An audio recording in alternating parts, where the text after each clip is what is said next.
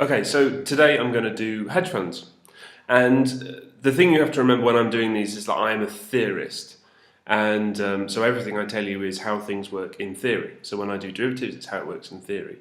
And the same thing goes with hedge funds. Now, I can tell you how a hedge fund works in theory, but if you find out that that's not how hedge funds work, that's entirely possible because hedge funds, they're run by individuals and they all do different things. But there is a kind of an ideal way that a hedge fund should work, and it's the way that the name comes from, the fact that it's a hedge fund. So the first thing I've got to do is explain what hedging is, and if you're a gambler, then you know what hedging is. I would hope so. To give you an example, in the 2006 World Cup in Berlin, I placed bets on Germany winning, England winning, France, Italy and the Netherlands, all winning. Now, that may seem obvious that they can't all win, right? So at least 4 of those bets I'm going to lose. But the point is if I bet 20 euros on those 5 teams and one of them wins, I win at least 40 euros, right? So I would at least double my money if any 5 of those won. And in the end, Italy won. I doubled my money. And then you go, well, hang on. If you bet on Italy, if you bet all your money on Italy, then you'd have made 10 times as much. But the point is that I didn't know Italy would win. If I had to put all my money on one team, I would have put them all on Germany. I genuinely thought Germany were the most likely team to win the World Cup. So if I'd done that, I'd have lost nothing. So what I did was I hedged. I said, okay, I think Germany will win, but just in case they don't win, I think it will either be England, France, Italy or the Netherlands, and I literally have no idea why I said the Netherlands. I don't know, I just like the colour orange, apparently.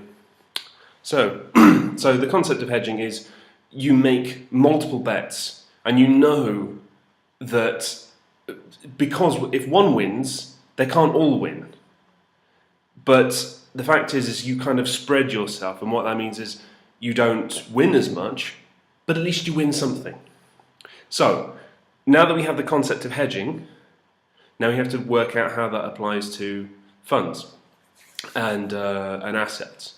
Okay, so when it comes to assets, there is a thing called negative correlation. Well, there's a thing called correlation, and it's either positive, or it's negative, or it's not there at all. It's 0. Okay, so for negative correlation, let's look at surfing equipment and skiing equipment. It's a very simple example.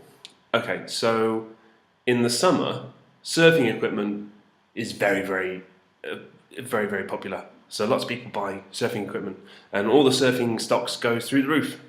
But unfortunately, skiing equipment, people aren't buying as much of that. The stock of the skiing equipment goes down, right, during the summer. So when the surfing goes up, skiing goes down. Now we go to winter.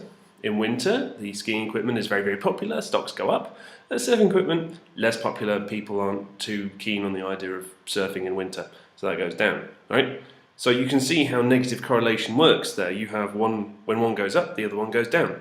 Now that's a really simple example, right? Because you can tell when one's going to go up and one's going to go down because it's either summer or it's winter or it's not. But that's the point, it has to be simple. The fact is that there are lots of stocks which are going to do that, where if one goes up, then the other one goes down, right? So if there is a fire, then stocks and insurance companies presumably go down because insurance companies are paying out, they've got less money, and so they're not worth as much. Whereas repairing houses, those stocks are going to go up, and you don't know when a fire is going to happen. So what you do is you hedge. You buy stocks in both. So if I buy stocks in surfing and I buy stocks in skiing, then I know that when one goes up, the other one goes... Sorry, even better, when one goes down, I know the other one's going to go up. And what that means is, at no point do they all go down at the same time.